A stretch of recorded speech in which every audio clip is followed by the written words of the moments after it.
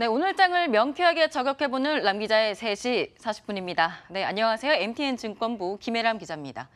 오늘은 짚고 넘어가지 않을 수 없는 이슈가 있죠. 이 문재인 대통령과 트럼프 미국 대통령의 만남입니다. 문 대통령이 비핵화에 대한 중재자 역할을 할 수 있을지, 또 북미 정상회담이 내달 12일에 예정대로 이뤄질 수 있을지 주목되는데요. 협상의 달인 트럼프 대통령 역시 신중한 자세를 내비쳤습니다. 발언 듣고 오시죠. Well, we're moving along, and we'll see what happens. There are certain conditions that we want, and I think we'll get those conditions. And if we don't have the meeting. And I will guarantee his safety. Yes, we will guarantee his safety. And we've talked about that from the beginning. He will be safe. He will be happy. His country will be rich. 네, 트럼프 대통령의 이런 발언은 북한의 돌발 발언에 휘둘리지 않고 마이페이스를 유지하겠다 이런 입장인 것으로 보입니다. 또 외신들은 트럼프 대통령이 북한에 대한 불신을 드러냈다. 북미 정상회담 연기 가능성이 있다. 이렇게 무게를 실으면서 보도했습니다. 트럼프 대통령은 특정한 조건, certain conditions를 언급하면서 연기 가능성을 밝힌 것으로 봤을 때 결국에는 북미 간 비핵화 방식에 대한 이견이 여전히 큰 것으로 보입니다. 다만 북한이 비핵화에 나설 경우에 미국이 한국에 했었던 것처럼 적극적인 경제 지원에 나서겠다라고 밝혔습니다. 김정은 북한 국무위원장 요구하는 것이 체제 안정과 경제적 지원이니까요. 이를 공개적으로 약속하면서 북미 정상회담에 대한 의지는 강한 것으로 풀이가 됩니다. 오늘 회담 결과는 불확실성이 여전히 존재하는데요. 대북 관계 이슈로 인해서 실제로 우리 증시에서 상승 드라이브 크지 않았고 손바뀜 정도만 있었었고요. 협상의 결과에도 속도 조절이 있을 것으로 증권가에서는 예상하고 있습니다. 이 때문일까요? 오늘 풍기리 핵실험장 페이지의 전초전 날이기도 했는데 오늘 장은 대북 관련 이슈에 크게는 영향받지 않는 모습이었습니다. 오히려 삼성전자와 SK하이닉스 등 굵직한 전기전자 업종이 오르면서 코스피도 오르는 양상을 띄었습니다. 금융투자업계 관계자는 한미 양국이 북미 정상회담의 성공적인 개최를 위해서 논의를 하고는 있지만 북한의 이탈적인 행보에 트럼프 대통령이 반감을 표하면서 아직 증시에서의 불확실성은 여전하다라고 분석했습니다. 오히려 오늘 주목할 만한 장은 다시 찌는 삼성전자와 SK하이닉스였습니다. 외국인과 기관 모두 순매수를 보였는데요. 특히 SK하이닉스는 장중에 최고가, 신고가를 찍기도 했습니다. 이에 대해서 증권가에서는 사실 글로벌 기술주에 비해서 우리 기술주가 너무 눌렸었다라면서 삼성전자나 SK하이닉스는 그동안 저평가돼 있었기 때문에 언제든지 뛰어올라도 이상하지 않은 상황이라고 말합니다.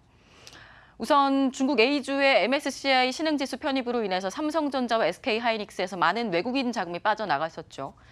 또 반도체 업황 고점 우려가 글로벌리 해소가 되면서 글로벌 반도체 주가는 약 3주 전부터 다시 오르고 있었는데 우리는 여기서 제외된 상황이었습니다.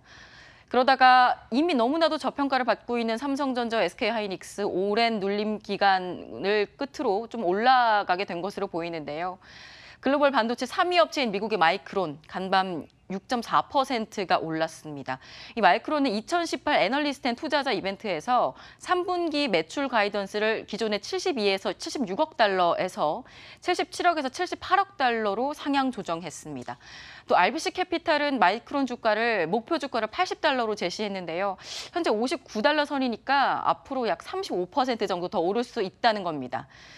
이 외국인의 전기전자 업종 매수세가 붙으니까 기관도 함께 갑자기 따라 붙었습니다.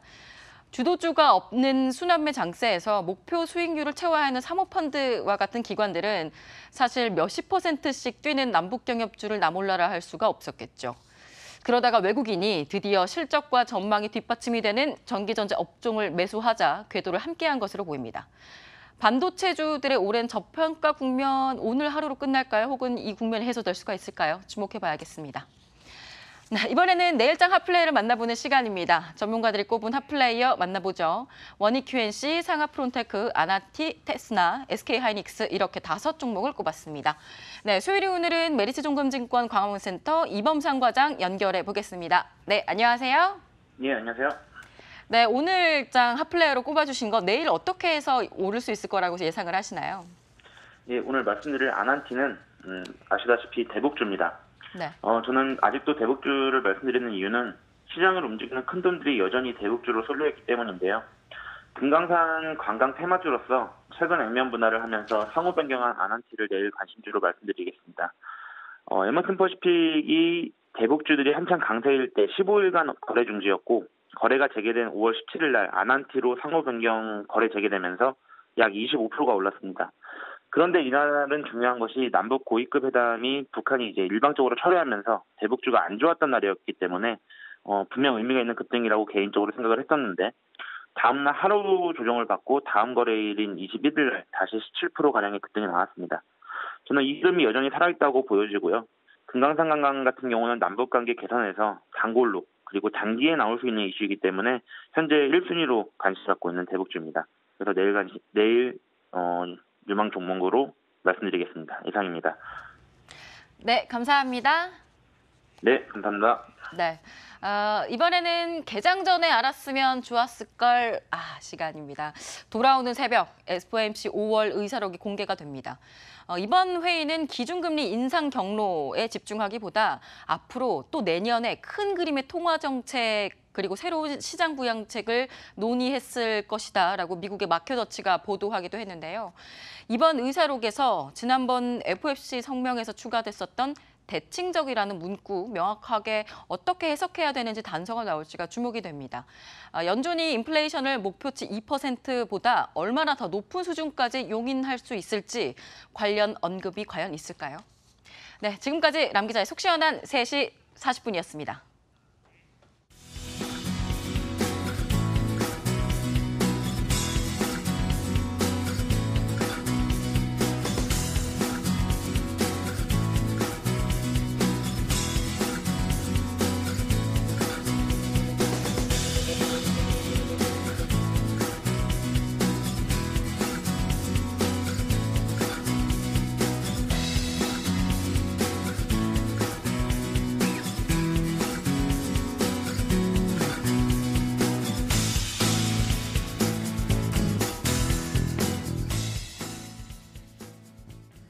자금의 쏠림 현상이 극심하게 나타나고 있습니다. 종합지수가 조금 올라도 좋으니 시장의 온기가 전반적으로 좀 확산되는 그런 모습을 한번 기대를 걸어보고 지켜보도록 하겠습니다. 내일도 장 마감은 저희 머니투데이 방송과 함께해 주시죠. 마감 전략 A+였습니다. 고맙습니다.